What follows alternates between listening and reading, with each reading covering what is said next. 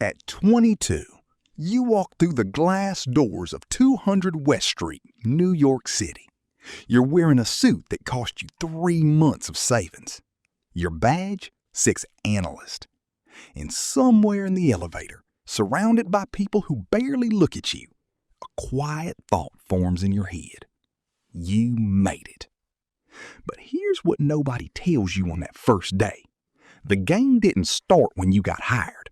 It started the moment they decided what rank to give you. And most people who enter this building, brilliant, ambitious, hungry people, will never ever leave their first level. Today, we are going inside Goldman Sachs, rank by rank. From the analyst grinding 100-hour weeks on 4 hours of sleep, all the way to the partner, a title held by fewer than 400 people on the entire planet who wakes up in a different financial reality than the rest of humanity. By the end of this video, you will understand not just how Goldman Sachs works. You will understand how power, money, and status are structured in almost every elite institution on earth. And you will never look at a job title the same way again. Let's start at the bottom, because that's where everyone starts. And most people, that's where they stay. The year is 2004. A 22-year-old kid from Ohio named John walks into Goldman Sachs for his first day as an investment banking analyst. He graduated top of his class at Ohio State. He worked 3 internships. He studied for the Goldman interview for 6 months. And on his first day, his managing director drops a 400-page pitch book on his desk at 4 p.m. and says, "I need corrections by 7 a.m. Not 7 a.m. the next morning, 7 a.m. that same night. Welcome to the analyst level, the entry point, the engine room. The place where Goldman Sachs extracts the maximum amount of intellectual labor from the most talented young people in the world for the minimum viable compensation. Analysts are typically 22 to 25 years old. They earn between $110,000 and $140,000 in their first year, including bonus. That sounds extraordinary until you realize they are regularly logging 80 to 110 hours per week. Do the math. That's sometimes less than $15 an hour when you break it down by actual time worked. But here's the psychological trap Goldman has perfected, and this is something most people never see. They don't keep you there with money. They keep you there with identity. From the moment you receive that offer letter, Goldman starts constructing who you are. The badge, the building, the business cards, the casual mentions at dinner parties that stop conversations, the way your parents look at you. You are no longer a person with a job. You are a Goldman analyst. And that identity is worth more than any paycheck to a 22-year-old who has spent their entire life trying to prove something. This is the first lesson of financial power. Institutions don't buy your time. They buy your ego. And they pay far less for it than they should. But here's what makes analysts endure the impossible hours, the canceled weekends, the holidays spent building Excel models in empty offices. It's not the money. It's the 2 words that drive almost every high performer in every elite institution on earth. What's next? After 2 to 3 years, if you survive, some analysts get promoted. And those 2 words change everything. Associate. The associate level at Goldman Sachs is where the psychological game shifts. You are no longer the person doing the work. You are the person managing the people doing the work. And that transition from executive to manager is one of the most disorienting identity shifts in professional life. Associates earn between $175,000 and $300,000 total compensation. They typically arrive from one of 2 pipelines: promoted analysts who prove themselves, or MBA graduates from Harvard, Wharton, or Columbia who Goldman recruits directly. And here's where something fascinating happens. The MBA associates come in with confidence. They have the degree, they have the network, they have the theory. But they've never built a pitch book at 3 a.m. with a managing director breathing down their neck. And the former analysts, the ones who survive the trenches, can see every gap in the MBA's experience from 100 yards away. This creates a quiet, unspoken competition at the associate level that Goldman management is fully aware of and strategically maintains. Because competition produces output, and output is what Goldman sells. But let's be honest about what the associate role really is. You are fundamentally still in the machine. You have more responsibility, you have better pay, you have a slightly shorter leash, but you are still executing someone else's vision. You are still, in the hierarchy of Goldman Sachs, a person who is managed. That changes at the next level, and this is where things get genuinely interesting. Vice President at Goldman Sachs. The title sounds definitive, presidential even. And compared to analyst and associate, it feels like a different planet. VPs earn anywhere from $350,000 to $700,000 in total compensation. They run deal teams, they manage client relationships. They start having opinions in rooms that matter. And for the first time in their Goldman career, they are expected to bring in business, not just execute on it. This is a critical shift. Because until the VP level, your value at Goldman Sachs is measured by what you produce. From the VP level forward, your value is measured by what you attract. Can you make a CEO trust you? Can you walk into a boardroom and convince a Fortune 500 company that Goldman Sachs should manage their $2 billion acquisition? Can you build relationships so strong that when a client has a problem at midnight on a Sunday, they call you, not a competitor? This is where Goldman begins its most sophisticated filtering process. Because almost anyone intelligent enough can learn to build financial models. Almost anyone with enough discipline can survive the analyst years. But the ability to make powerful people trust you with their money, that is genuinely rare. And Goldman knows it. They watch their VPs very carefully at this stage. Who is developing a client book? Who is still just executing? Who has the ceiling to go further? And here is where I want to pause and say something that applies far beyond Goldman Sachs.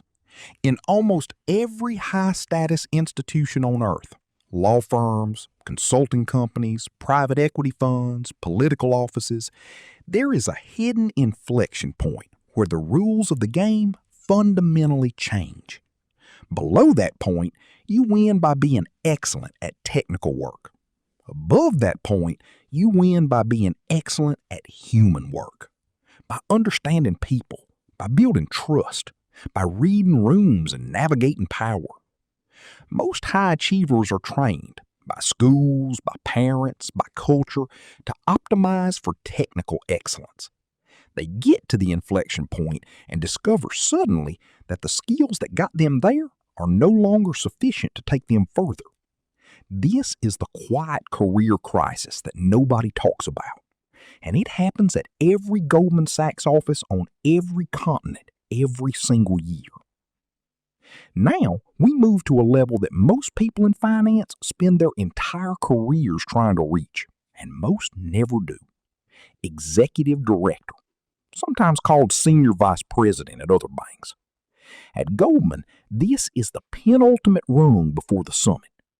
Executive directors earn between $500,000 and $1.2 million in a good year.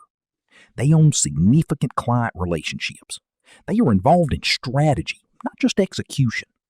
They sit in rooms where decisions are made, not just rooms where decisions are implemented. But here's the uncomfortable truth about the executive director level. For many people, this is where the ambition plateau happens. The next step, managing director, requires Goldman to formally endorse you as a leader, Not just a performer, not just a client manager, a leader who represents the bank's identity, values, and judgment in the highest stakes situations. And the brutal reality is this: Goldman Sachs has roughly 400 managing directors globally. They promote approximately 30 to 50 new ones per year. If you are an executive director at Goldman, you are likely one of several hundred people competing for one of those 30 slots. In some years, you will watch people junior to you or people you personally trained get the promotion while you don't. The psychological damage this does to high achievers, people who have never failed at anything, who have defined their identity around upward progression, is something Goldman's human resources teams quietly manage every single year. This is the second great lesson of financial power structures. The closer you get to the top, the more the selection becomes about factors you cannot entirely control. Political positioning, timing, internal relationships, whether the right people were watching when you did the right thing, whether the firm is expanding or contracting in your particular area of expertise. Talent gets you into the building. Talent gets you halfway up the ladder. But the final steps, those are decided by a combination of excellence and forces that have very little to do with how well you can build a discounted cash flow model. Managing Director. We're now in territory that fewer than 1 in 20 Goldman employees will ever reach. MD compensation varies enormously, from roughly $1 million to $5 million annually, depending on performance, division, and business conditions. But the number almost misses the point, because what actually changes at the MD level is not your compensation. It's your relationship with the institution itself. Below MD, Goldman Sachs is an employer, a demanding, prestigious, well-paying employer, but an employer. You are working for Goldman. Goldman is not working for you. At the MD level, that relationship begins to shift. Goldman's brand and your personal brand start to merge in ways that compound your power. When a Goldman MD calls a CEO, that call gets taken. When a Goldman MD attends a conference, they have access to rooms that simply don't exist for junior employees. The institutional weight of the Goldman name, accumulated over 155 years, begins to flow through you personally. This is how elite institutions create loyalty that goes beyond compensation. They give you access to their accumulated social capital. And access at the highest levels of finance is worth more than almost anything else on earth. But even at the MD level, even with 7-figure compensation and institutional power, you are still, technically, managed. There are still partners above you. There is still a hierarchy. And now we reach the summit. Partner. The word itself carries a different weight. It always has. At Goldman Sachs, the partner title is not a job description. It is a declaration of belonging to a specific class of human being within the financial world. Goldman typically has around 400 to 500 partners globally, out of a total workforce that has historically ranged between 30,000 and 50,000 employees. If you joined Goldman as an analyst today and you were selected to the partnership, your odds are somewhere between 1 and 2%. Not 1 in 2, not 1 in 10, 1 in 100, maybe less. Goldman partners earn, and this number varies widely, between $5 million and $25 million per year in strong market conditions. Senior partners and those with significant carried interest in various Goldman funds can earn substantially more. The exact figures are not publicly disclosed, which is itself a form of power. But compensation is almost a distraction at this level, because what Goldman partners actually possess is something that cannot be replicated by any paycheck, regardless of its size. They possess what sociologists call structural power. The ability to make decisions that affect other people's decisions, who affect other people's decisions in a cascade that extends across markets, industries, and geographies. A Goldman partner who sits on the capital allocation committee is not just deciding where Goldman invests. They are influencing the trajectory of companies, sectors, economies. When Goldman Sachs decides to take a company public, or advise a sovereign wealth fund, or structure a financing instrument that is then replicated across the industry, that decision flows from a room where partners sit. This is the kind of power that most people, including most highly intelligent, highly ambitious people, will never sit adjacent to in their entire lives. Not because they aren't smart enough, not because they don't work hard enough, but because the system was designed to be pyramid-shaped. And pyramids, by mathematical definition, have very little room at the top. Now here's what I want you to sit with for a moment. The Goldman hierarchy we just walked through, from analyst to partner, is not just a corporate org chart. It is a near-perfect map of how social and economic power is actually distributed in modern capitalism. At every level, the filtering system is not just about competence. It is about identity. About who you are willing to become, what you are willing to sacrifice, how completely you are willing to absorb the institution's values into your own personality. The analysts who survived to become associates did not just work harder, they changed. They started thinking like Goldman. They started seeing the world through Goldman's framework, not because they were brainwashed, but because the environment is so immersive, so total, so all-consuming, that it is genuinely difficult to maintain a separate self inside it. And this is true of every elite institution. The law firms, the consulting companies, the private equity funds, the political parties, they all have the same fundamental mechanism. Not a formal process, an invisible one. A slow, relentless replacement of who you were with who the institution needs you to be. Most people don't realize this is happening, and that invisibility is the system's greatest strength. So here is the question I want to leave you with. Goldman Sachs is, by almost every measurable metric, one of the most successful financial institutions in history. The people who reach its upper ranks are genuinely extraordinary. The work they do is, in some real sense, important to how the global economy functions. But if you were offered a badge that said Analyst on your first morning, would you take it? Knowing what it costs, knowing the odds, knowing that the identity you build inside those glass walls might slowly and invisibly become the only identity you have. Some people would say yes without hesitation. Some people are watching this video right now and realizing that they already said yes, not to Goldman, but to some other institution, some other hierarchy that operates on exactly the same principles.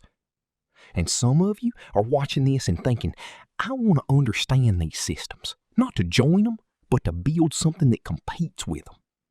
All three of those answers are legitimate, but only one of them requires that you never need a badge to enter the building. Think about which one that is.